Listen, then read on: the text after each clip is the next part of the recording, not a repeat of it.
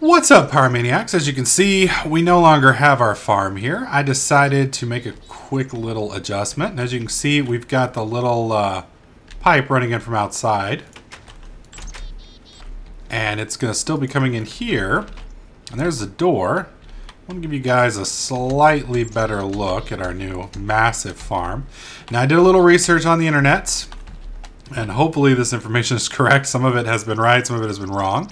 But we now have a 21 by 21 farm. And this may not be the most effective way to do it. I'm not sure. Maybe not. But I decided to set it up to where it's dirt, water, and that way I could have the most bang for my buck. Steam engines seem to be a little bit much. So I'm using 2 redstone power engines. And I found out the other reason last time when I made that statement that the top end here wasn't getting chopped all the way. It only chops the top. It doesn't chop it all the way down to the first floor. So as it grows, it's just going to take this level right here. So that one over there should be the first one to go, hopefully. And I'm hoping that these red power little guys are enough to do it. We will see. They may not be enough power, and I may end up having to bring one of those steam engines back. But I'm going to let these 2 guys get fully powered up before I throw in the towel. But anyways, they're going to basically keep this chopped at this height. And then all that stuff will head into my little research facility. And that should easily keep me supplied with plenty of resources. I mean, with this many here, that's just an epic amount of stuff. Unfortunately, I do have this little problem getting inside sometimes. But I've got my door up, although it's kind of funny because of my FOV, this door looks crooked. But anyways, in this episode today, not quite sure what all we're going to do. I thought about doing a farm, but it all really depends on what these redstone engines do. If these redstone engines are enough to fuel that, then I'm going to probably keep it the way it is. I may add 2 more redstone engines to it. I've pulled them off these 2 things here. So we may end up having to make 2 more redstone engines, I'm thinking, because it's not cutting anything, and I'm a little worried. Maybe it's not working. Anyways, once I get that figured out and I figure out which one of the engines works, we will move on with the episode. So it looks like our nice little redstone engines are not going to cut it, which is sad. Makes me a sad panda. So what we're going to do is we're going to be making a electric engine. And what the electric engine does, I believe it is a forestry mod item. I believe there are also... oh shit, I'm doing this the wrong way. There we go. I think it's like this. Oh, for the love of... There is also a current, I believe, industrial craft item that basically does the same thing. I don't know if it works with forestry anymore, because forestry has changed a few things since the mods aren't together anymore. Since they broke up, things don't quite work the same, I don't believe. Alright, so there's our piston. And then now I need to make a couple cogs. I may need a little bit, there we go. So, boom. Split these, there we go. There we go. That's 2 cogs. And then I need some tin, I believe it is. Yes, 10 gears. And I don't know if I need to turn it to stone first. I think it's equivalent. 10. Alright. You can hear my werewolves outside trying to keep me company. Little bastards. 10 gear. Let's see. Ah, shit. 1 sec. Pull up the recipe. Gotcha. And that is... Yep, okay. So, we need to turn these into stone. So, put our 2 gears in the middle. We'll do 1, 2, 3, 4. There we go. Now I've got our 2 stone gears. Put our 2 stone gears in the middle. And hopefully this recipe is correct. Thank you, God. That's our 2 10 gears. And then what we do from here... Why didn't it give us both of them? That's odd. All right, boom. Boom. Put our piston here, our glass here. And then we need, I believe, 3 iron on the top. Isn't that iron? 10, actually. Whoops. Apparently this is all made out of 10. And there we go. This gives us an electrical engine. Now, an electrical engine... How close are we to daytime? Almost there. Can you give it just a second? Do I have my redstone torch? Yes, and I'm going to need some cabling.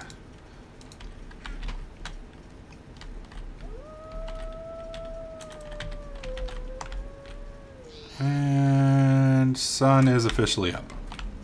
We should be safe. Should be. Starting to get flashbacks of Children of the Corn as I'm hiding in my cornfields.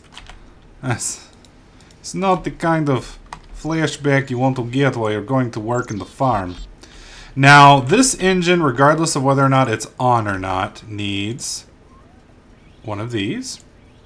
And we need to get this bad boy powered. Now, I believe I simply run a power grid to it. But I'm not sure. So that's what we're going to try first. We're just going to do the quick ghetto hack. Let me find where my bat box is.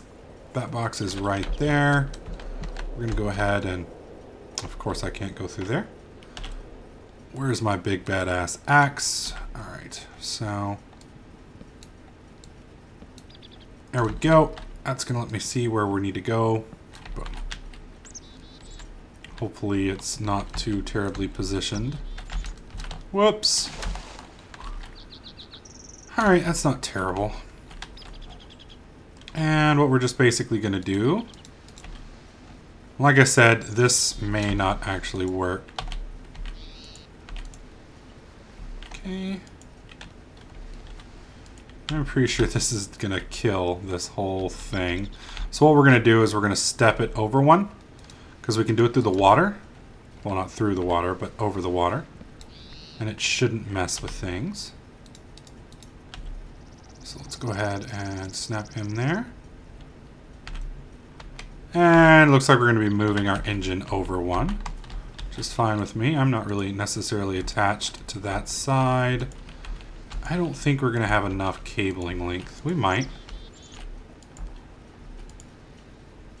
Oh, we're going to get so fucking close. Whoops! No! No! There we go. Better not fuck up my farm. Oh, fucking seriously? There we go. I believe that is close enough. Alright, so we're just going to simply move this. So bust this. Dig this bad boy out. And then we're just going to place this over here. And if this doesn't work, we're going to have to use crystal cabling, which we may end up having to use anyway. There we go. 0 millijoules. Sad face. No fuel. No input. So... Alright, well, I'm going to play around with this, figure out why it's not working. I'm pretty sure it's because of this. We'll figure out how to get this bad boy working, and then hopefully this will get our farm working. Alright, ladies and gentlemen, I figured out what the problem was. Right there. I was plugged into the wrong damn side of the bat box. There is one out and multiple ins. So now our little guy is rocking. You can see, holy shit, we are spitting out. Oh, I hate these little things. Hang on, I gotta murder this little thing and then I'll show you guys. Come here, little guy. Come here. Yeah, well, this also gives us a little bit better view of the, there we go. You can see it is nicely yanking all of that stuff up. All that stuff's going to go up nicely into our little setup. And unlike before, this will be a permanently powered engine. So I'm not going to have to come out here and constantly swap out the, swap out coal and such. So you just need that. And like I said, make sure you're plugged into the right side of your bat box. Don't be a retard like me. We're going to go ahead and seal this stuff. Whoops. Oh, really? seal this stuff back in if I can get up here. There we go. Boom. And boom. Perfect. And that will basically keep us in an endless supply of wonderful sugarcane. God, look at all that, man. That is a ton of sugarcane. Look at how tightly packed in it is. That is ridiculous. Oh, awesome. Let's go ahead and head inside and see what it looks like. Has it made it through yet? It hasn't made it through yet. It's getting close. Damn it. It's getting nighttime too. Oh, looks like it's all right about there. And it's funny because on this pipe here, it's not quite as tightly packed as it was looking on the other side. So that's going to basically fill this chest up, I have a feeling, relatively quickly, because this is a legendary farm here. But as you can see, it has managed to chop everything up. It's still got about half the farm to do. And you can see it right over there. It's bam, bam. So that's pretty quick. So that should easily be able to keep up with that. Now the question that we're going to run into is that going to drain the bat box? It looks like it's draining the bat box pretty badly. So we're going to need to get some more power units up to keep that bad boy running, because we don't want to run out of yummy farm automation. Once I get enough power supply set up here, I'm going to probably end up making a normal farm, because I'm still having food problems, mainly because I've been lazy and just been so distracted with other stuff. So we're going to go ahead and get the power upped so that we're not running out of power every 30 seconds. We may actually even level up our bat box once all is said and done, and then we'll pick up there. Alright, I'm going to show you guys today how to use landmarks to set up a quarry. Now, quarries normally are rather small, but we're going to use landmarks, which is this little blue torch right here. And this allows you to designate the areas in the area that you're wanting to actually use, so that you can actually expand the quarry from its small little thing to a big thing. And you make it with a redstone torch and a little bit of lapis. And there you are. Pretty easy recipe. Now, you have to have 4 of these set up. You can see we've got one over there, we've got one off in the distance over there, and we've got another one over there. We've marked our 4x4 grid. So that's exactly where we want this quarry to be.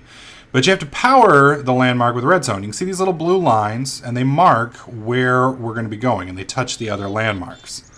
And you can see that it kind of ignores terrain. So once you've got it set where you want, you punch it, and it will link with the other landmarks, assuming they're on the same plane and at the same distance. And you can see all of them are hooked up right there. All nice and beautiful. Nice, pretty little square. Now, you have to be careful. You don't want to place the quarry on the red line. But if we do it normally, this is what it looks like. See how small that is compared to what we're wanting to use? So we're going to come over here and we're going to plant it. Now, this is the imperative part. Like I said, you don't want to plant it on the red line because it will screw it up. And it has to be directly adjacent to the torch right here. If you place it here, it's not going to work. Or there, it's not going to work. It's got to be right here. You place it here and bam, it snaps right on, instantly fills out, nice and beautiful.